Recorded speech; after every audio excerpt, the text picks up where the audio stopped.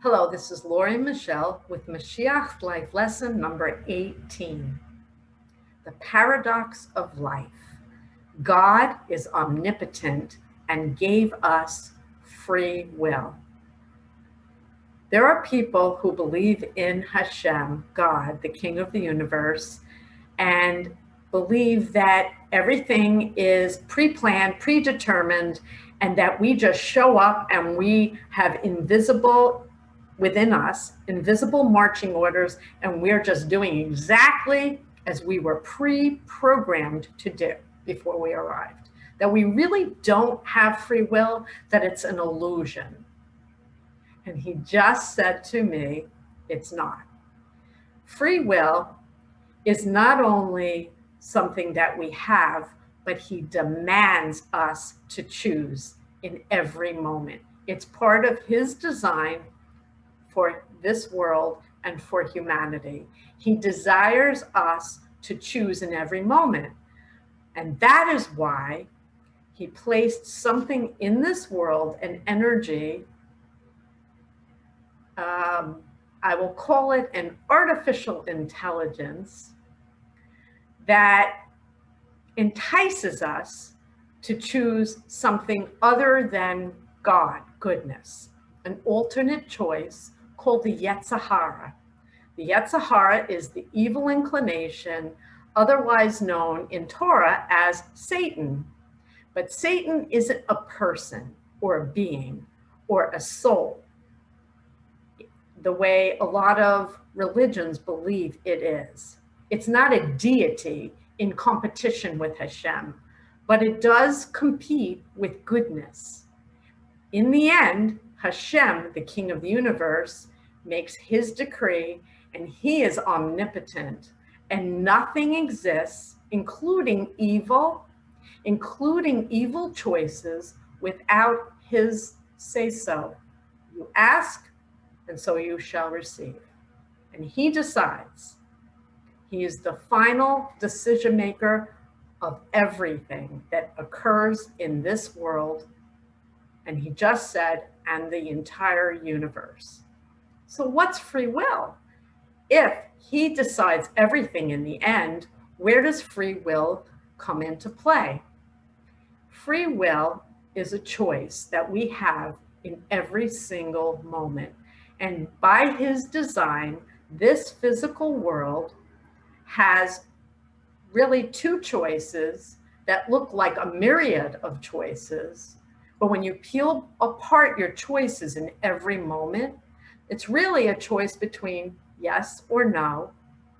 Is this good or is this evil? And it's really a choice between two decisions. Either I do it or I don't do it.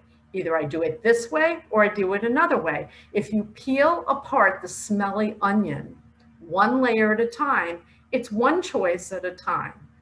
And that choice is always between the right choice and the wrong choice. And you have to make that choice.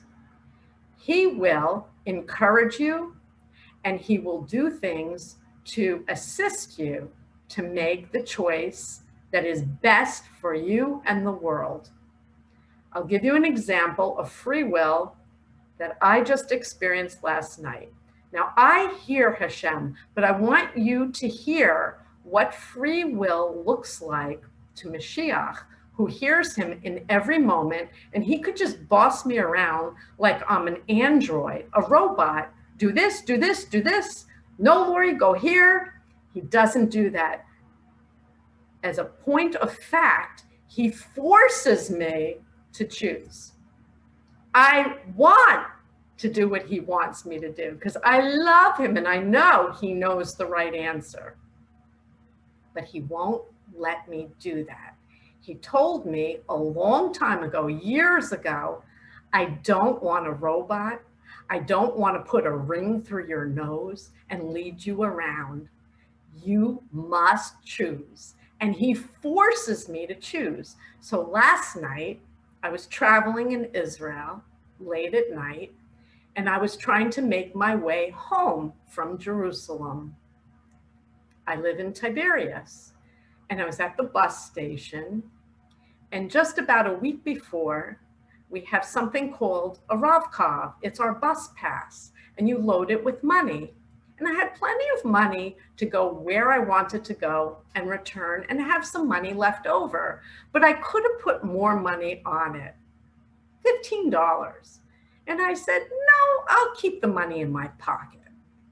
And I was bouncing around one choice over another choice. Put money on my card, don't put money on my card, weighing the decision, one choice at a time. So I opted to keep the money in my pocket. I had enough on my card. So there I was, late at night in Jerusalem, and I found myself looking at the bus schedule, and the next bus, the direct bus to my hometown, was in over an hour. I had to sit there for over an hour. Yet there was another bus that went through Haifa that would have gotten me home an hour earlier. It would cost a little more that I didn't plan on spending. So I had to do all of these calculations on my phone to see if I had enough money on my card. So Hashem reminded me, he said, Lori, you see, if you would have put a little bit more money on your card, you wouldn't even have to go through these calculations. You would have enough money and the stress level would come down. I said, you're right, Hashem. I'll remember that next time. But he had a point to make, and I have free will. But I'm showing you, revealing to you what it sounds like when you get to speak with him in every moment and travel with him. So I'm looking at the bus that's about to come in, and it's a connecting bus through Haifa, would get me home an hour earlier. It would cost a little more, and I had just enough on my card to do it. Little stress level there. If anything went wrong, I wouldn't have enough money on my card. I'd have to mess around with the machines. It's all in Hebrew. I don't speak fluent Hebrew. It would be stressful. So he reminded me, learn your lesson, put the money on the card next time. I said, okay. So the bus comes in, and mind you, the next bus, the direct bus to my hometown, is over an hour later. And I said, Hashem, it's stressful for me. I don't hear well. I'm deaf, if you don't know, and you haven't watched my videos. I'm deaf. I have a cochlear implant, but it's not normal hearing. And being deaf, on top of not speaking fluent Hebrew, is very stressful. And I said to him, you know, connecting buses is stressful for me at my age with my lack of hearing and my lack of Hebrew. I'm just going to sit here and read my news feed for about an hour. But I know, I feel like a dopey little kid that can't be on a bus that connects, but Hashem, I don't need the stress. He said, okay, Lori, but here comes the bus. And there it is. It's coming into the gate right now. And it's your opportunity to get home an hour earlier. He said, you could do it. He was enticing me. This is not Yetzirah, by the way. This is Hashem. I said, yeah, I guess I could. But it's stressful. He said, be daring. You could do it. So I said, okay. And I felt him pick me up and push me onto the bus to Haifa. And I said, okay, I'm feeling like you're encouraging me to do this. So I can do it. I have enough money. I could do it. It's just an extra bus. I get on the bus. And for the next hour and 15 minutes, the bus driver was jabbering in a language I didn't understand. I don't know if it was Hebrew. It didn't even sound like Hebrew. He had a friend in the front seat, and he was loud, and his arms were flailing. And I was watching this, and my eyes were bugging out of my head. And I said, Hashem, what kind of bus did you put me on? He said, don't worry, you'll make it. I said, oh no. And then I get a text message from my daughter that I forgot my phone charger and I only had about 45% left on my phone. So I said, oh no, I have to shut my phone off. But I think I'm supposed to get off in Haifa. And so I'm going to shut it off to save the battery. And that was a big mistake because I wasn't supposed to get off in Haifa. This is a long story, but I want to explain to you what it's like to travel with Hashem and have free will. So I'm stressed out. I really didn't want to be on that bus, but I made the decision to get on that bus. He said, come on, Laura, you can do it. And I did it. So when I got to Haifa, which is not where I was supposed to change buses, it was dark. And the next bus to Tiberias was an hour and a half later. And I started to freak out. Hashem, what did you do? Why did you encourage me? Oh no. And I wasn't blaming him. I was just saying, oh no, I should have taken the other bus.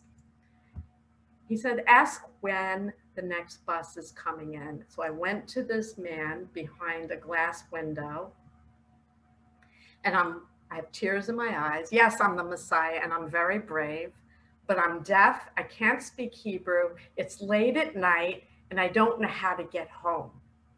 Do you understand?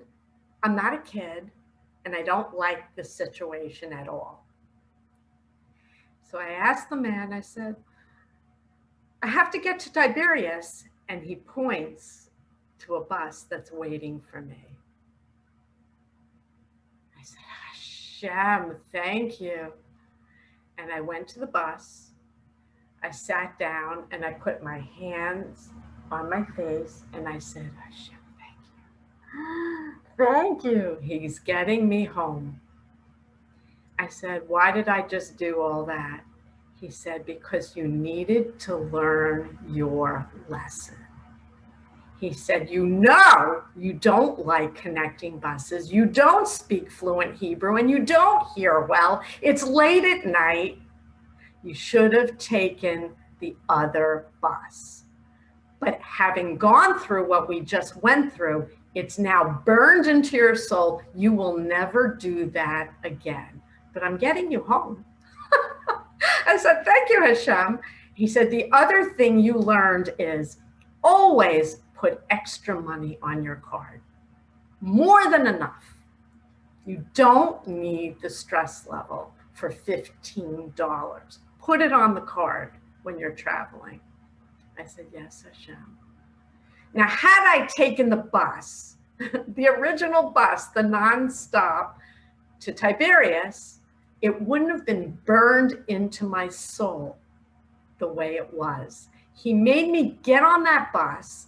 If it were you, it would feel like, oh, okay, I'll just get on the bus. But it was really Hashem, the omnipotent King and Master of the universe, thrusting you on the bus. Do you have free will? Of course you do.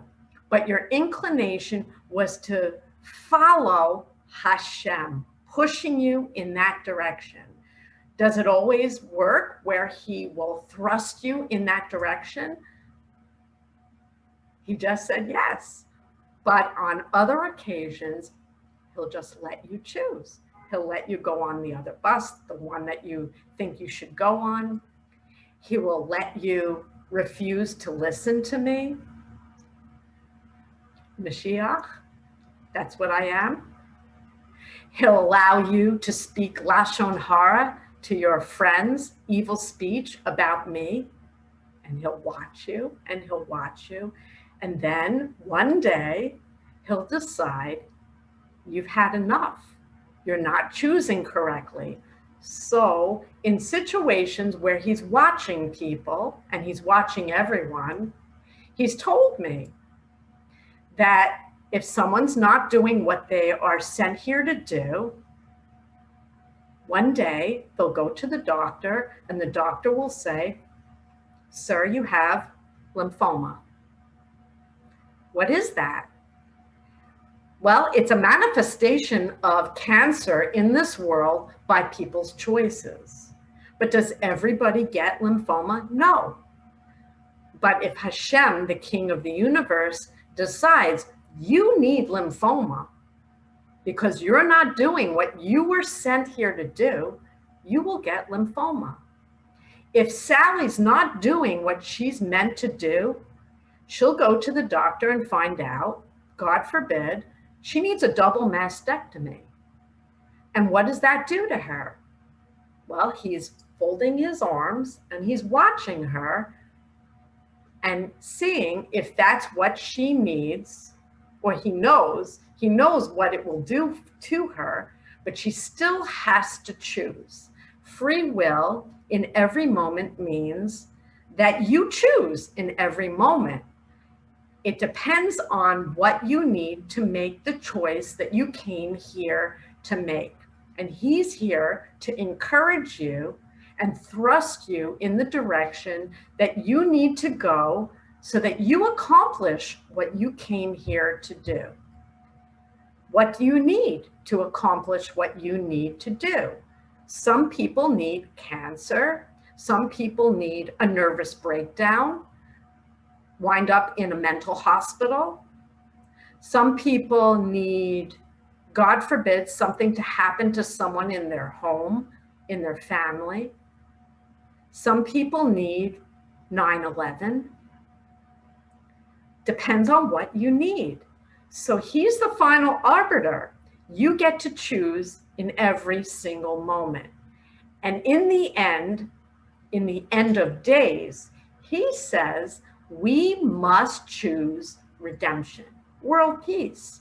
So what's it going to take to get us on that road to world redemption? You choose.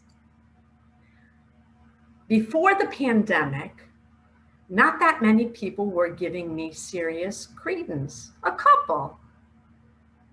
But then suddenly there's a worldwide pandemic. And suddenly people are looking at my book a little more seriously, buying my book, reading my book, donating to the charity of world peace, running on love. That's what they needed.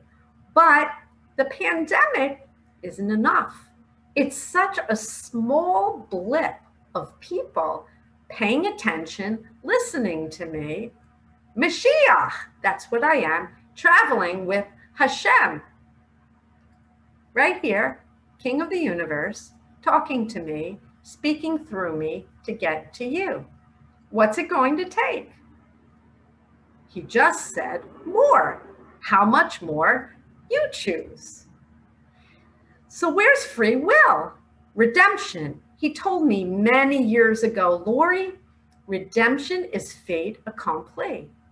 So the Jewish scholars and a lot of Christians believe that the rapture, the coming of Messiah, world peace, nirvana, whatever, I don't know what the Christians believe. I'll speak more about the Torah and the rabbis. Redemption's going to happen. He promised. But in between his promise of world redemption and world peace for an eternity is your free will. Everyone's not welcome into the world to come. Are you aware of that? Everyone is not welcome. The Christians believe all they have to do is say, I love you, Jesus, and they're home free. Not true. It's not true. What makes you welcome in his world to come? Doing what you were sent here to do. Choosing God and goodness and accomplishing your physical world task of bringing godliness into this world. And sometimes you need a kick in the pants, in the buttocks, and he's obliging you. How much do you need? What do you need to accomplish your worldly task? And he's there watching you right now. So what do you need? Are you going to listen? Are you going to do what you promised to do? Because if you don't, he'll help you. He'll get you up off the seat in Jerusalem and push you on a bus that you don't want to be on, just to teach you a lesson. But that was minor compared to a diagnosis of cancer, compared to dropping a missile on a city somewhere in the world and watching people die. He will say, yes, you choose. Korea, you want to launch a missile? Okay, they need it. I say yes, do it. Choose your evil and let's see what happens next. But you might be wondering, if he's all powerful and all goodness, why is he allowing negative things like cancer and war to happen? He says, because you choose it, because freedom reigns supreme. You want, you choose, and you get the outcome of your choice. I didn't put enough money on my card. I stressed out about not having enough on my card when I could have made a better choice. I wound up getting home, but the hassle and the stress level was so high, it was not worth the choice I made. And he wanted to show that to me. You don't get the luxury. He just said it's not a luxury. He says it's priceless. You don't get to do what I do. I speak with him all the time. But you need to choose the same way I need to choose. The thing about me and you is I only want to choose what he wants. And I only choose what he wants without realizing it. But he forces me. He forces me to make choices that are not what I would have chosen. I would have chosen the correct thing. But he wanted me to see how my thinking is and what the wrong choice would bring me. Stress. I can't take this. This is not good for me. He wanted me to see what the wrong choice would bring me. Left to my own device, I would have gotten on the direct bus to Tiberias. And maybe I would put extra money on my card next time. I really didn't need all that. But you do. You choose the wrong thing often, and you don't realize it. And he wants you to start being more aware of your choices. I hope this was helpful. There's a lot that I could speak about free will. It looks like it's happenstance. It's not. For some people who study gematria and Bible code, they know how deliberate and precise everything is. And they wonder, where does free will come in? And I hope this helped explain it to you, that in every moment you need to choose. And he's there behind the scenes pushing you to go the way you're supposed to go, the desirable way you're supposed to go. In my case, he pushed me the other way and still brought me home. Thank you, Hashem.